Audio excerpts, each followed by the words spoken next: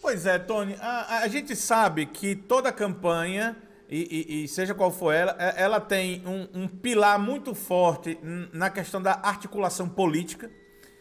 Toda a campanha que é relevante, ela tem, claro, um marketing eleitoral muito forte, né? Ela tem que se valer dessa ferramenta do marketing para comunicar, para chegar às pessoas.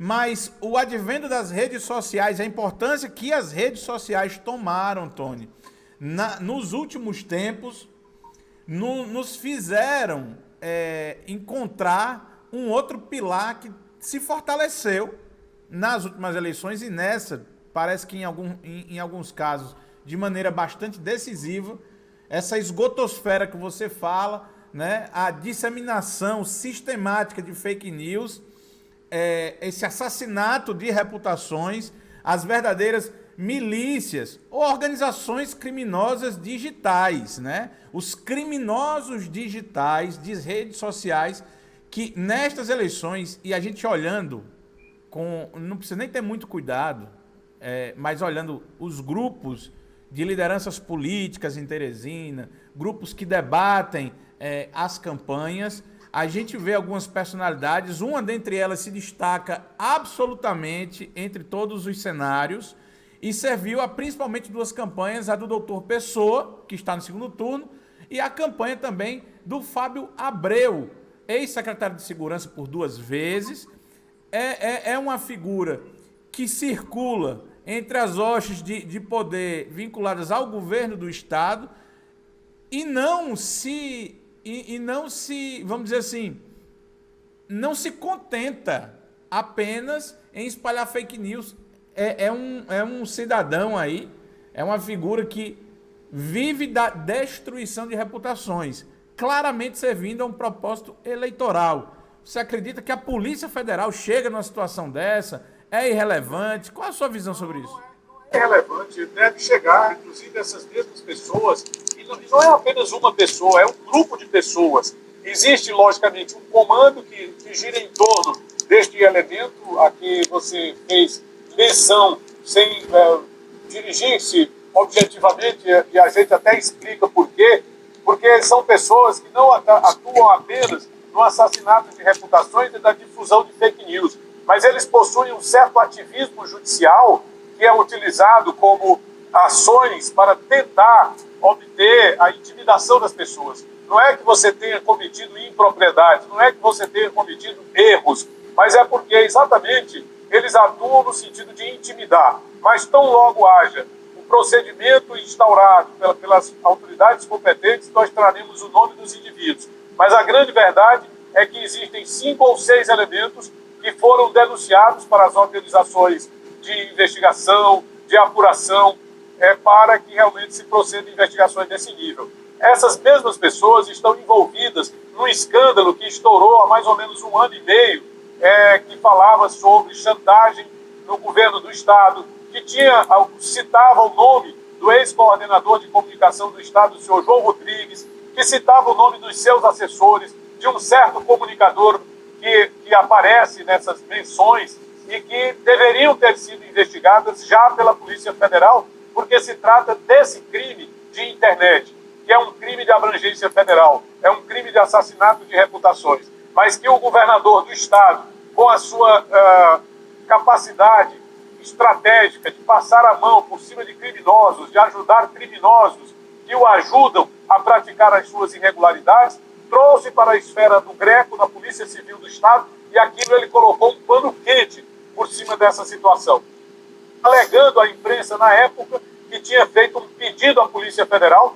e aquilo é mais uma das suas mentiras, que ele não fez pedido coisa nenhuma. O procedimento foi instaurado a investigação a pedido de outrem, e não do governador. Mas eu acredito que sim, que vai chegar nessas pessoas, é porque a investigação, ela não é como quem pia bode, como se diz no interior, meu caro Marcos. Que pia bode é você chegou, amarrou o bode num pedaço de madeira que fica em frente a uma casa ou num tronco de árvore. Uma investigação policial federal, principalmente, ela tem que amarrar, ela tem que chegar junto, ela tem que constituir todas as provas possíveis e imagináveis, porque são pessoas diferentes de um jornalista que, ao fazer uma denúncia, ele aparecer na sua denúncia. O jornalista, ele não fica escondido por trás do anonimato. Mostra a cara, é verdade. Tem que mostrar a cara. E esses maus elementos, eles se escondem por trás de uma rede, aqui denominamos de esgotosfera, que é uma rede de sujeira na internet, patrocinada por gente que quer comandar a prefeitura de Teresina, lamentavelmente. Não, e tem um detalhe, não dá nem para esconder que não há essa ligação, porque esses indivíduos, eles batem bola com o candidato, eles conversam, eles distribuem, sabe? Tem muita chance de se chegar nessa situação. Agora eu quero entender o seguinte de você, Tony, pela sua experiência, esse patrocínio do voto do ódio, ele está fazendo diferença nessas eleições?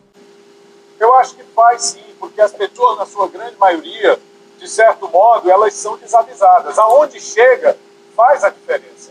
Até mesmo na gente que tem um nível de informação e que não quer se envolver objetivamente com nenhuma das candidaturas, até para preservar a isenção das matérias. E é importante ressaltar que o jornalista tem direito a construir a sua opinião a favor ou contra de qualquer situação. A matéria tem que ser isenta. Então, faz diferença, porque ontem mesmo eu recebi a informação de que um determinado vereador reeleito tinha aderido para uma candidatura. E eu fui checar e coloquei a matéria já no final da noite, observando o seguinte, que era tudo mentira, porque o mesmo vereador que havia sido citado durante o dia, acho que até falei isso com você à noite, ele fez uma reunião para um dos candidatos, o candidato que ele continua apoiando. E ele disse, olha, isso é fake news, eu não aderi. No dia anterior, que foi anteontem, nós tivemos um caso, eu falei, agora foi do vereador Neto do Angelim. Neto do Angelim. Anteontem nós tivemos o caso do vereador Valdemir Virgínio, que foi também informado através dessa rede de esgotosfera, dessa rede de fake news, patrocinada por uma determinada candidatura, de que o vereador Valdemir Virgínio também tinha feito sua adesão. E, no entanto, à tarde, na terça-feira à tarde, ele participou de uma caminhada na periferia com o candidato Kleber Montezuma e a participação do prefeito Firmino Filho, que apoia a campanha do professor Kleber. Essa rede de fake news, ela se baseia também numa tentativa de destruir a reputação de outros candidatos, quando diz, por exemplo, que um dos candidatos não quer ser chamado de professor quando é professor de sala de aula e quando o grande orgulho da sua campanha é exatamente colocar, segundo ele diz, a educação em primeiro lugar. Então, eu acho que ela faz a diferença na medida em que traz informações que, no bojo, é o que se chama de pós-verdade, viu, Marcos? O que é a pós-verdade no estudo da academia? E aqui eu não sou academicista, você sabe que eu desprezo esse tipo de utilização de informação para tentar transferir para as pessoas a ideia de ter mais conhecimento que qualquer outro indivíduo. Mas como eu leio bastante, procuro me informar sobre os meandros da minha profissão, a pós-verdade é o seguinte, você tem um fato verdadeiro, que é o quê? Que é a campanha. Qual é o outro fato verdadeiro? Um ou outro elemento da política adversária fez a adesão. Então, a pós-verdade, ela se baseia, primeiro, de que existe um fato que pode ancorar uma informação inverídica. Então, se um determinado suplente de vereador aderiu, ou dois ou três, e aí você vai criando, porque essas pessoas já fazem parte do grupo, então você vai criando aquele imaginário de adesões. Então, por que você não pode colocar alguém que não aderiu para trazer desfalque para a campanha do outro candidato? Então, você vai colocando algumas pessoas que aderem, que não têm importância nenhuma, conforme eu já disse. Inclusive, vi o candidato doutor Pessoa enxotando do seu caminhão o ex-vereador Joninha. Tem um vídeo circulando na internet mostrando isso. Mas o ex-vereador Joninha não é mais vereador e pode ter aderido ao doutor Pessoa. Mas outros candidatos não. Só que você pega a campanha eleitoral, a adesão de uma pessoa que não tem impacto nem importância e começa a trazer no somatório de informações que são agora inverídicas, o nome de outras pessoas termina causando um impacto negativo junto à sociedade, que não tem como conferir de pronto a veracidade dessas informações, e junto ao ânimo da própria militância, que é a mesma coisa. Então, afeta sim, prejudica o equilíbrio do pleito sim, e a Polícia Federal precisa tomar providência sim. Pois é, Tony. A gente falou aqui sobre a Polícia Federal vigiando, que eles acreditam que são os crimes mais comuns. Esse crime do ódio, da destruição de reputações, inclusive num cenário em que a pessoa se cerca de autoridades do executivo, às vezes do judiciário, e vai até intimidando qualquer tipo de denúncia, é muito grave, é uma novidade. Eu acredito que a gente tem que seguir em frente nisso também, para trazer à luz do dia.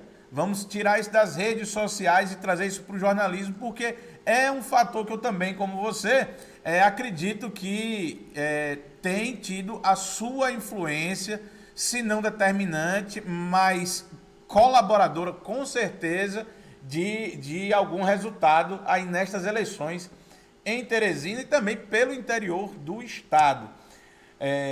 Bem, Tony... Oi.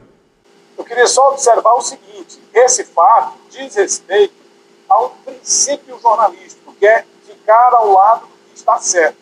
Porque o jornalismo, ele pode assumir lado, sim, contra o erro, contra o crime, contra o estupro da verdade e a favor daquilo que é certo, da ética, da moralidade e da defesa dos costumes positivos, inclusive nas eleições. Então, existe esse desejo de que as coisas funcionem corretamente e o jornalista pode assumir a defesa da verdade. Eu acho que esse é um procedimento que todo profissional deveria ter. Pois é, Tony. A gente tem que entender, inclusive, de onde vem o patrocínio, como é que, porque não é esse trabalho do incentivo ao ódio, né, da queima de currículos, reputações na internet, em redes sociais, ele é um trabalho patrocinado. Esse dinheiro vem de algum canto, muito provavelmente não é do bolso dos candidatos, tá entendendo? Tem em algum momento aí, como a política trabalha, tem alguma promessa, tem alguma coisa, é preciso investigar, e esse ódio, ele vem travestido de meme, ele vem travestido de, às vezes, piadinha, e como você disse, ele utiliza fragmentos de verdade para contar uma mentira inteira. É verdade. Esse é um grande desafio para a gente. Quem está sendo investigado por esse tipo de situação é o governo do Estado, é o governo do senhor Wellington Dias. A Polícia Federal instaurou um procedimento, um inquérito chamado Fake SMS. E esse inquérito, desde o mês de agosto, ele investiga disparos em massa patrocinados pelo governo através de uma empresa chamada Mobmart, pertencente ao senhor Carlos Alexandre Novaes Pontes. E ela tem endereço fixo e ela está sendo investigada. Foi feita a apreensão de equipamentos, de computadores, de documentos dessa empresa para ver até onde vai o nível de envolvimento do governo do Estado e dos elementos que compõem o governo do Estado.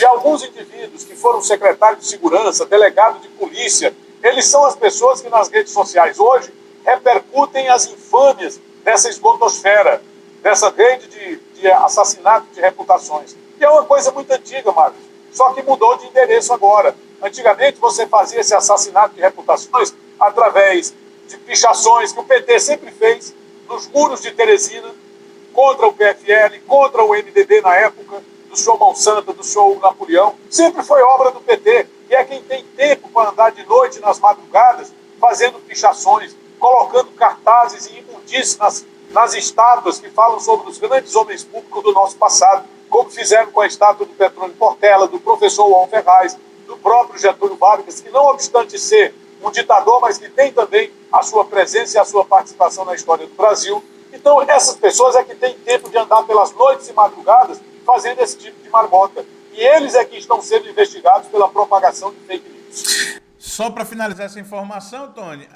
vale lembrar também que esse é mais um escândalo que pode chegar à Secretaria de Educação de Estado do Piauí, porque a empresa que está sendo investigada é a mesma empresa que fornece o software Mobeduca, que em tese deveria controlar a presença de alunos e de funcionários nas escolas do governo do estado, na capital e pelo interior do Piauí, né? É um contrato milionário que existe entre o governo e essa empresa, que deveria controlar a frequência escolar, né?